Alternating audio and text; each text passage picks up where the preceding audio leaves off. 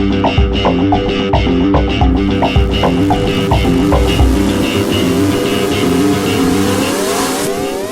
bien, lo primero que creo que hay que aclarar es que los tratados de libre comercio no son de comercio, son mucho más amplios que de comercio.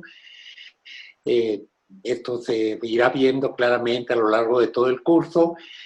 En realidad, los tratados de libre comercio son una forma de amarrar a los estados para que no intervengan o intervengan lo menos posible en la dinámica económica, que dejen todo esto al mercado, es decir, a la ley del más fuerte, lo cual hace bastante claro quién es el que va a ganar y quién es el que va a perder. Dejado esto más o menos en claro, creo que para iniciar este curso y empezar a tratar las cosas, es muy importante ver, digamos que la gran promesa de estos tratados es que nuestras economías iban a crecer aceleradamente e iban a generar más y mejores empleos, ¿no? Por supuesto, esta es la gran promesa no cumplida de los tratados, ¿no?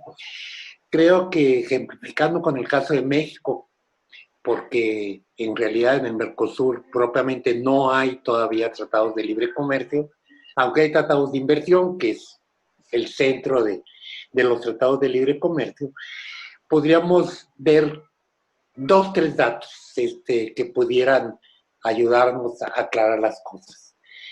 Uno primero es decir, pues la economía en México ciertamente no creció.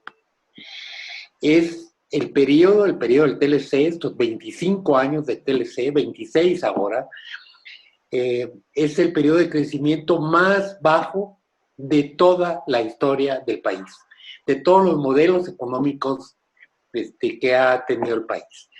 En términos de producción por habitante, crece menos del 1% anual, cuando en el periodo anterior estaba creciendo al 6%, 6,5%, y en PIB por habitante casi en 4%, ¿no? Entonces, por lo pronto no hay la promesa de mayor crecimiento, pero bueno, todavía menos en términos de empleo, ¿no?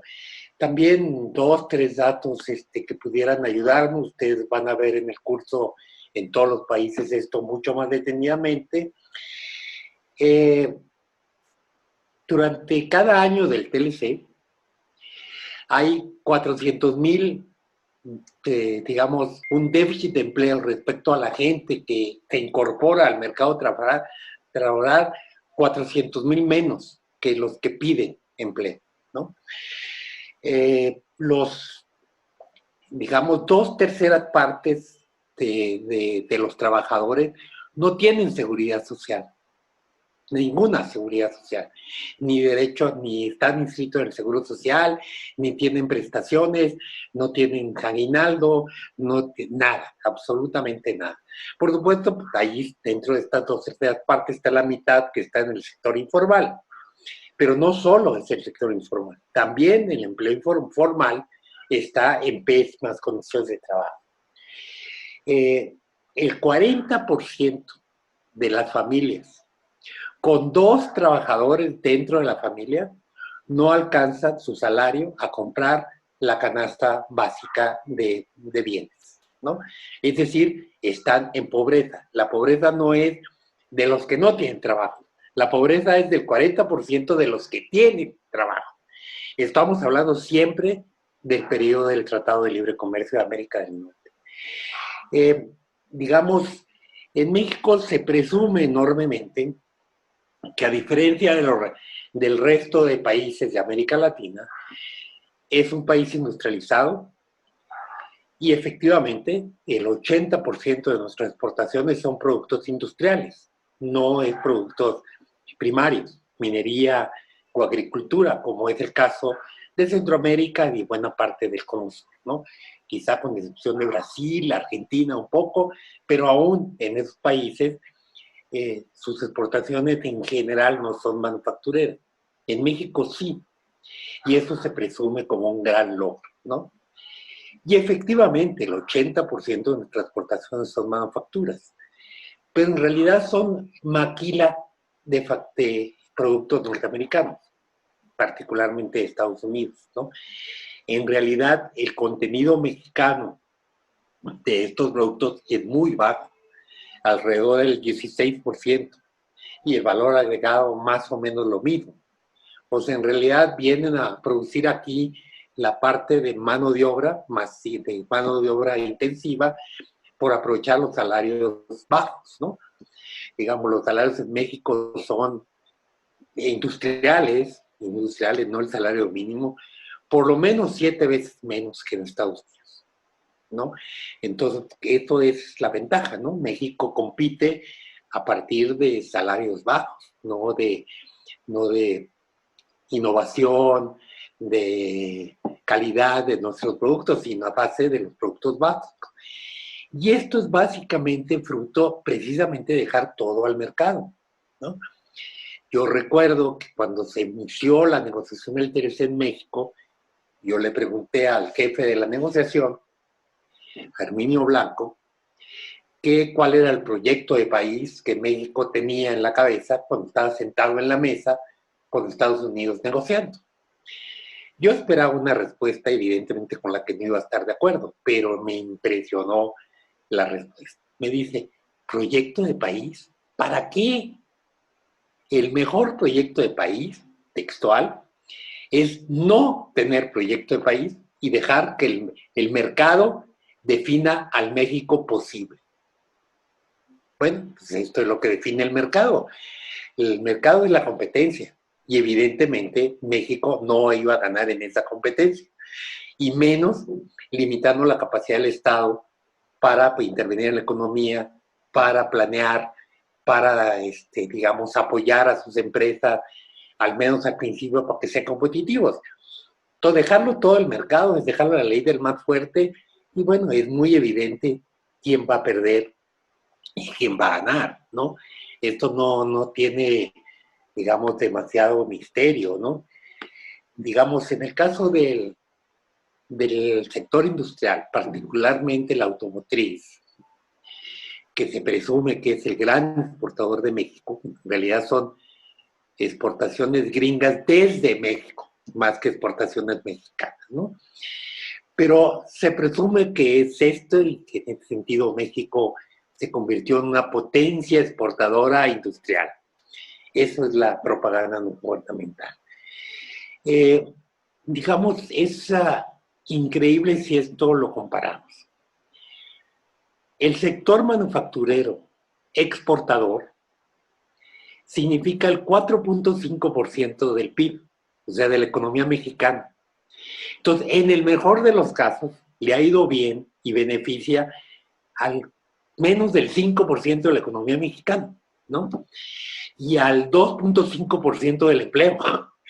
Entonces, presumirnos que nos ha ido bien el sector automotriz como para justificar haber firmado no solo el tratado con México, sino 20 tratados más, tenemos tratados con todo el mundo, ¿no? Pues me parece básicamente absurdo, ¿no? Presumir eso. En términos de salario, bueno, ya lo decíamos, ganan 6, 7 veces menos que el trabajador norteamericano, por supuesto, por eso se vienen a producir aquí, ¿no? Se dice en ese sentido que somos parte de las cadenas productivas globales, ¿no? Bueno, el único caso más o menos real es el caso de la automotriz, pero pues no significa gran cosa dentro de la economía mexicana. Esto es lo que explica que a pesar de que México ha multiplicado por 5, por 6 veces su nivel de exportaciones durante el tratado y más o menos igual se ha multiplicado la inversión extranjera, no quiero llenarlo de números, ustedes los verán a lo largo del curso, a pesar pues de que crece la inversión extranjera, de que crece las exportaciones, la economía no crece. Y dices, ¿cómo me puedes explicar tú que si entra más dinero y vendo más en el extranjero, la economía no crezca? Es que es un muy pequeño sector el que está vinculado al sector externo y ese sector efectivamente crece, ¿no? Pero en el conjunto de la economía no crece. Más aún, porque dadas las reglas del tratado, particularmente las reglas de origen, las exportaciones mexicanas tienen muy poco conexión con el resto de la cadena productiva.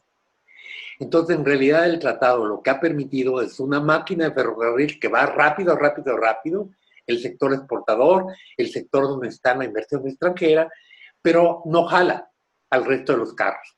Desconectaste la máquina del ferrocarril con el resto de los carros, ¿no? Entonces, por eso la economía prácticamente no crece a pesar de aumentar las exportaciones. Seguramente en nuestros países el tratado va a aumentar las exportaciones, porque facilita quitar aranceles y va a aumentar los volúmenes de inversión extranjera, pero eso no significa ni a que la economía en su conjunto le va a ir, y menos a los trabajadores, porque van a venir a invertir aquí. ¿Cuál es nuestro factor de competitividad? ¿Que tenemos mejor tecnología? No. ¿Que tenemos minerales? ¿Que tenemos materias primas? ¿No? Que van a venir a exportar. O que tenemos mano de obra mucho más barata y altamente capacitada, porque en general la mano de obra en México y en general en América Latina tiene fama de bien capacitada. O sea, la cantidad de migrantes de México que están en Estados Unidos son reconocidos por ser trabajadores sumamente productivos, además de que les pagan menos por ser ilegales, ¿no? Que es la razón por la que los contratan. Pero entonces, bueno, estos son los tratados de libre comercio. Dejar toda la ley del más fuerte, ya sabemos a quién le va a ir bien y a quién le va a ir mal. Esa ilusión que yo he oído de muchos países de América Latina, México fue el primer país que firmó este tratado, y cuando se empieza a negociar con Centroamérica, con la zona andina, etcétera, diciendo, bueno, no, pero nosotros no somos el gobierno de México, corrupto, el PRI, nosotros vamos a negociar un mejor tratado, a nosotros sí nos va a ir bien. Bueno, ahí tienen la experiencia del resto de América Latina para saber que no le ir bien. En realidad, México era la economía más fuerte de América Latina. Era más fuerte que Brasil en todos sentidos, en todos sentidos. Crecía más, el PIB, incluso el PIB en números, no por población, era más grande que Brasil, a pesar de que Brasil tiene más del doble de la población de México. Hoy no, hoy Brasil es más fuerte, Brasil crece mucho más rápidamente que México. Y Brasil era el único país que no tenía ningún tratado de inversión, ningún tratado de libre comercio. Ahora quiere entrar con el nuevo gobierno. Bueno, el mensaje es muy claro. Véanse en el espejo de México, que es el que tiene más tiempo con los tratados de libre comercio. Durante todo el curso van a analizar en qué consisten esos tratados y, bueno, el pueblo tiene que organizarse para evitar que los firmen. Gracias.